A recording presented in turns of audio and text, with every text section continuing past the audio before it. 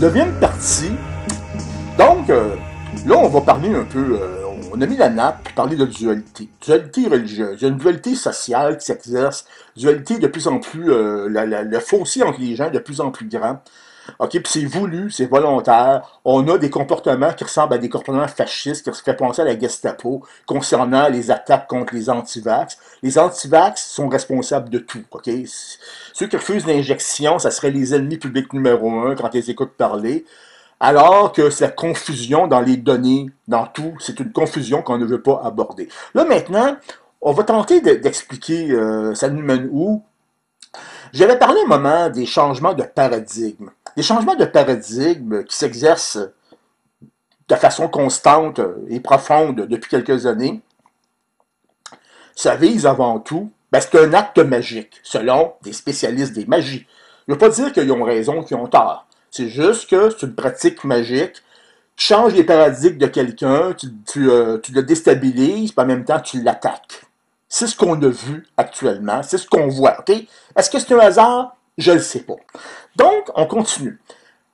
Quand on arrive dans les paradigmes, puis la religion, puis la dualité, il faut parler des vraies choses comme elles sont présentées, pas par Hollywood, pas par les journalistes, non, par des spécialistes.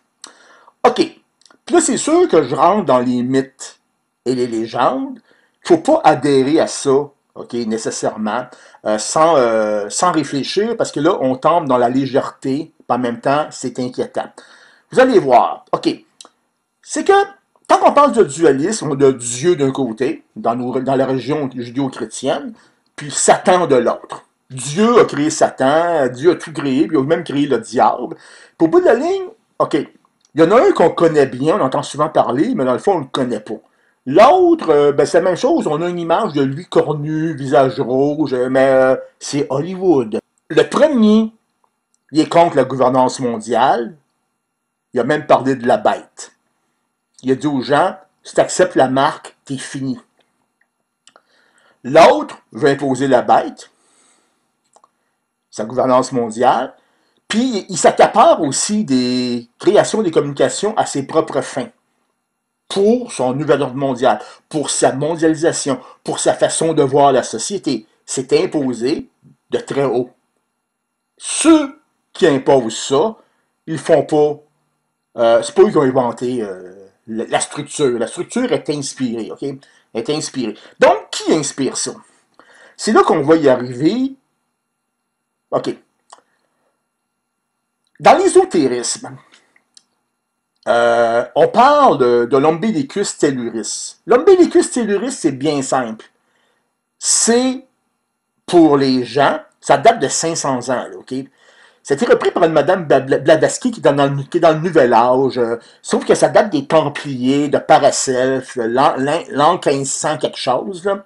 Et eux autres, ils croyaient que les champs magnétiques terrestres, déjà, ils s'intéressaient à la question des champs magnétiques, que c'était que c'était associé au serpent. Puis ça, le serpent, okay, le mythique associé à Satan, c'était aussi les champs telluriques, les champs magnétiques. Puis c'est sûr que quand on parle du prince de ce monde, de l'autorité de l'air, ça amène des questions. Surtout quand on associe l'enfer, c'est dur à expliquer. Sauf qu'on parle de quelque chose de souterrain. Okay? Je vais pas simplement... je vais essayer de faire ça vite. Bon, il est associé aux champs magnétiques, aux champs telluriques. Puis à l'époque, ça fait déjà longtemps, les gens affirmaient que celui qui contrôlait l'umbilicus tellurique, ou encore le nombril tellurique de la Terre, aurait pu contrôler la température, créer des sécheresses, des inondations, des tremblements de terre, déchaîner toutes les forces naturelles contre l'humanité. Puis plus récemment, on a parlé justement des possibilités aussi que qu'en jouant avec les champs magnétiques, les flux magnétiques, on puisse atteindre le cerveau humain, le rendre apathique, de bonne humeur, ou même créer une extase, entre autres, On pourrait s'imaginer une nouvelle religion apparaître pendant que des gens regardent un appareil, il apparaît le visage de quelqu'un blond aux yeux bleus, là, tout gentil, qui ressemble au Christ, la façon qu'on l'imagine. Parce que les blonds aux yeux bleus étaient rares en Jérusalem à l'époque, mais ok, c'est l'image qu'on s'est donnée. Puis que là, les gens auraient une extase, puis une communication télépathique en même temps, puis ces gens-là seraient certains que c'est Dieu. Ils ne poseraient même pas de questions. C'est un peu comme pour la grosse maladie. Ça fait qu'à un moment, euh, est-ce que c'est possible qu'on en soit rendu là à exploiter, à diriger les problèmes climatiques selon des secteurs, des zones et des ambitions? Je le dis pas. Sauf qu'il faut rappeler une chose. J'ai aussi un livre que je vous montre rapidement. Tu sais, moi, j'aime de plus en plus les livres qui datent des années 70. Ça, c'est 79 environ. Ça, c'est quelqu'un qui est en mathématiques, c'est un pilote d'avion qui connaît très bien les mathématiques. Les harmoniques 195 le titre, ça expliquait que, selon ses calculs, il pouvait prévoir les explosions nucléaires. Il l'a fait avec une explosion nucléaire française. OK? Avant que la date soit donnée. Puis il savait déjà le lieu et la date. Selon le calcul des harmoniques, on appelle ça des trames électromagnétiques. OK.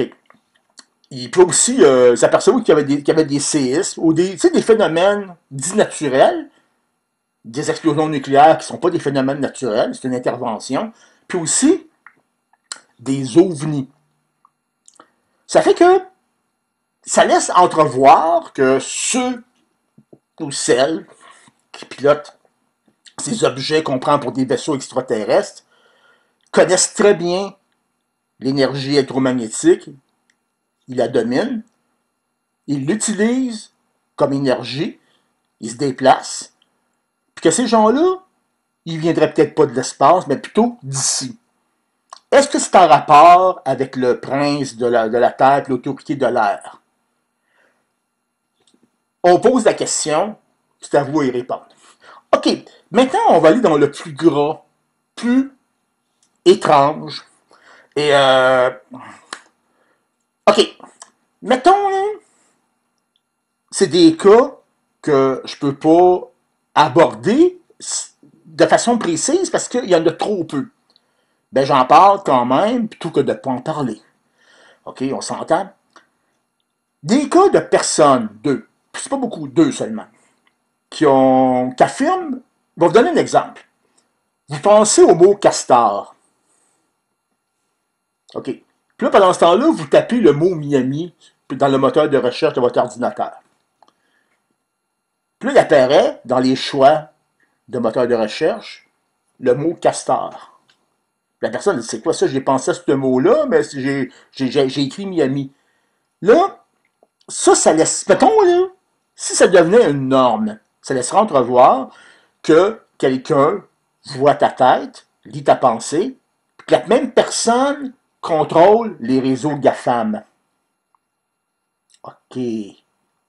Ça va? Puis ça serait aussi entrevoir que ça serait possible à un moment d'avoir des contacts télépathiques, d'entendre des voix, mais que ça serait, comme on appelle ça, euh, une singerie de Dieu. Pas Dieu qui se singe, mais quelqu'un qui se fait passer pour Dieu en passant par le psyché parce qu'ils ne sont pas capables de passer par les communications puis création divine qui ont beaucoup plus rapport avec l'amour de la vie, de la nature, l'harmonie. OK. Donc, ils utilisent un autre moyen pour séduire. Puis, OK, on n'est pas rendu là. J'expose juste la situation. Puis là, maintenant, il y a ça ici qui est c'est encore une autre affaire que je n'ai pas compris, parce que je l'ai lu plusieurs fois, ça fait longtemps. Puis ça parle des ondes de forme. Puis j'ai fait des recherches. Non, les ondes de forme, c'est un peu comme une fausse science, une pseudo-science. C'est considéré comme ça aujourd'hui. Ben, à l'époque, il y avait des physiciens qui m'en parlaient. Ils connaissaient ça. Puis maintenant, avec les années, ben, c'est passé de l'autre côté. C'est passé du côté des ragots. OK? Puis ben, je vous en parle quand même. OK, la personne qui écrit ça, elle associe des objets à des transmetteurs d'ondes électromagnétiques. OK? Puis que ces ondes-là pouvaient, exemple, tuer, rendre malade ou soigner. Puis elle expliquait que certaines maladies d'archéologues étaient provoquées par des ondes de forme. Ces gens-là sont morts. Puis, OK. On croit, on ne croit pas, j'en parle, ça ne veut pas dire que j'y crois, mais j'essaie juste de vous informer sur la question, OK? Puis, bon, il faut essayer de faire ça clair. Elle associait les ovnis à des ondes de forme. Peut-être à cause de la forme de l'appareil, mais aussi c'est que les ovnis généraient pouvaient, exemple, comme exemple, avoir des radiations, puis dans d'autres cas, il n'y en a pas. Vous pourriez, comme exemple, avoir quelqu'un qui fait une rencontre, il se sent très très bien, c'est merveilleux, il est docile, il est obéissant. Puis dans d'autres cas, des personnes qui se sentent agressées ou qui. Sauf que c'est pas une explication nécessairement, mais c'est une piste. Comme quoi qu'on déciderait, OK, des effets selon ce qu'on fait. Donc, c'est un peu c'est une pratique magique, OK, qui est là pour. Puis la personne allait aussi jusqu'à dire que. Elle faisait référence à l'émission Patrouille du Cosmos ou Star Trek. On parle de 79, là, 78. C'est une émission qui jouait à la télévision presque à chaque jour, là, un peu partout sur la planète. Leur fameuse seringue magique qui fait qu'ils pèsent sur la seringue, puis ça envoie un traitement en passant dans l'épiderme, sans seringue. OK. Puis que la personne expliquait que, il donnait l'exemple que cette technologie qu'on voit dans la science-fiction, ça serait possible, avec des ondes de forme, de transmettre, exemple, des solutions, des remèdes, OK, sans perforer la peau. Puis que ça viendra dire aussi qu'il ferait faire la même chose pour rendre les gens malades. OK? Utiliser des ondes. Puis, généralement, pour ça, excusez-moi, c'est le signal, il faut que j'arrête. Généralement, pour ça, c'est préférable d'utiliser des micro-ondes qui rentrent plus profondément dans l'épiderme. Sauf que là, je ne veux pas vous dire que ça se peut qu'on le fasse. Mais sauf que la science, si c'est possible, elle va le faire. Puis, ça, c'est simplement dans le but, peut-être, de vous faire comprendre que ça serait possible. C'est possible actuellement, mais sauf que c'est pas possible de le transmettre, de le faire. Ça serait possible d'envoyer une fréquence qui pourrait être décodée. Exemple, un ADN, OK, une fréquence d'ADN qui serait décodée. Ben, pour décoder, ça prend quelque chose dans le corps qui le décode. Pour en faire, exemple, du ARN messager. OK, ou une protéine, peu importe.